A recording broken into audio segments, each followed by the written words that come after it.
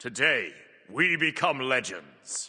Today's Titan Talk showcased everything coming in the OB11 update that will drop next Monday, with 2 new aspects, the new Wandering Market, and of course Scylla, who I've already covered in a video that just went out before this one. So I won't be covering her here, but I'll link that video down below if you want to watch it after this one. But without further ado, let's jump into the OB11 showcase. So first up, we have 2 new aspects coming in OB11 with Baron and Pelle. Baron's aspect is aiming him at becoming more viable as a damage mage for mid lane, and the main component here is that his Hysteria can now be applied over the maximum amount, and any applied over the maximum deals damage. However, his Hysteria bonuses are tweaked in the aspect as well, with max Hysteria targets no longer dealing reduced damage to Baron. His 2 now only heals him, not all nearby allies. His 1 no longer debuffs enemies but stacks more Hysteria over time. His 3 no longer mesmerizes on the explosion but applies more Hysteria. And finally, Baron's own personal brew can be thrown every 20 seconds, sort of giving him a mini extra ability to throw. But this is only for him. His allies will still have the normal Baron's brew. That's a lot to take in, but basically this aspect takes away a lot of Baron's utility effects and gives him more damage via overcapping Hysteria on targets. Moving on to Pelle's aspect though, which is the reverse. Hers aims at making her into more of a tank or bruiser but sacrifices damage. The main component here is a change to the way fuel is generated and used within her kit. You no longer passively gain fuel over time, instead gaining it when damaged by enemies and from the 1 as normal. Her 3 can't be refired anymore but heals her for a large amount when above 50 fuel and a smaller amount when below 50 fuel. Her passive now gives protections instead of strength and lifesteal, and her ultimate no longer has any strength scaling, so she trades some of her damage and mobility for tankiness and sustain. Next up though, the new Wandering Market collection is dropping with this update, and this will be the same as all the other full collections, not a traveler market like we've seen recently. This one is themed around different fantasy tropes, and the skins in the market are for Hunbats,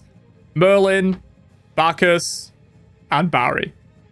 The Merlin skin also has prisms, which aren't part of the market and have to be bought separately for diamonds, but of course the base skin is acquired through the market. As always, the first page of the market is free, so you can get the Humbat skin and everything else on the first page without buying it, but the other 3 pages require you to buy the premium version. In terms of other stuff in the market, the first page has the Lilypad jump stamp, Sword and the Lilystone badge, a classic announcer pack chest, the Adventurer title, and the Bells Rung tracker for Barry, which tracks her total number of enemy gods stunned with her bells. Page 2 has the Merlin skin, 100 diamonds, the Crystal Vessel badge, Shattered Shot jump stamp, Dragon's Head ward skin, and an Ascension Pass token. Page 3 has the Barry skin, 100 diamonds, the Book of Fantasy rules badge, the Belly Flop launches tracker for Bacchus, which tracks the number of 3-man belly flops you've hit, the Flight of Fancy loading frame, which wasn't ready for the show unfortunately, so we couldn't see it, and the Roll the Dice jump stamp is the last item on page 3. And finally, for page 4, there is the Bacchus skin, 100 diamonds, the Rucksack Duck ward skin, the Healing Magic tracker for Merlin, which tracks the amount of healing done by his Arcane 3, and a classic skin chest and the Game Master title round out page 4. That's everything in the Wandering Market, and as always, if you're going to buy anything in Smite 2, it should be these collections, as just the free Ascension Pass, classic skin, announcer pack, and 300 diamonds is worth the cost in itself. And if you like even one skin from the collection, it's cheaper than buying any single skin on its own, so definitely grab these if you want to buy anything in game, in my opinion. Also seems like a good time to promote my creator code over at nexus.gg/smite-store. Put in code intersect at checkout with a 3, of course, and you can help support the channel at no extra cost to you when buying your diamonds. I appreciate you. Moving on though, there's a couple of other skins in this update, with Soul Piercer Achilles coming as a classic skin, so legacy gems only if you have them, but this will also come with prisms, with Soul Piercer,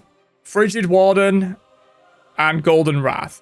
As always, these prisms are diamonds only. Wraith Rider Guan Yu will also be coming in this update, but it wasn't ready to be showcased today. This is a cross-gen skin, so if you own it in Smite 1, you'll get it for free in Smite 2, and if it doesn't unlock immediately, try logging into Smite 1 and then go back to Smite 2. That fixes it most of the time. Otherwise, the skin will be normal skin pricing and 50% legacy gems if you have them. There's also going to be some balance for OB11, which was ready for the show this time since we're a couple of days delayed due to the Memorial Day on Monday. First up, Clumsy said that they're generally happy with the balance of the game at the moment, and they don't feel like there are any major issues to address, but there are some smaller things they'd like to tweak with the balance in this patch. Firstly, Bloodsoaked Shroud is getting 50 more health, and its passive healing on gods doubled from 1% to 2%. Doomob's buff duration has been reduced from 15 seconds to 10 seconds, but the stacks are now removed 1 at a time, so an overall buff to the item's uptime. Death Metal gets a 150 gold cost reduction and a decreased active cooldown from 60 seconds to 45. Hide of the Nemean Lion's active reflect is now half effective versus abilities, so the normal 40% reflect against basic attacks, but only a 20% reflect reflect against abilities. So Rated Edge now gives 15 strength per stack instead of 10, making the max value 60 when all abilities are on cooldown versus 40 before. Solar Binding's threshold to apply 2 stacks at once has been reduced from 150 to 120. And finally for items, Tekokagi's base strength has been increased from 40 to 50. Moving on to God Balance though, first up, Athena's 3 now scales down in cooldown from 14 seconds to 12 compared to 14 seconds flat before, and her ultimate's max health scaling on the shield has been increased from 12.5% to 15%. Ares 3 gets 5 more base damage per tick at all ranks, and his ultimate's initial damage has been increased from 60 up to 140, it's now 80 up to 200. Hekate's magical shield on the 3 is now stronger in the early ranks of the ability, but the same at max rank, and her ultimate's damage has been increased from 280 up to 500, it's now 320 up to 520. Nemesis ult's current health damage has been increased by 5% at all ranks, which is pretty big. And finally, Thanatos 1 gets some buffs, with its max health damage on gods being increased from 10% to 12.5%.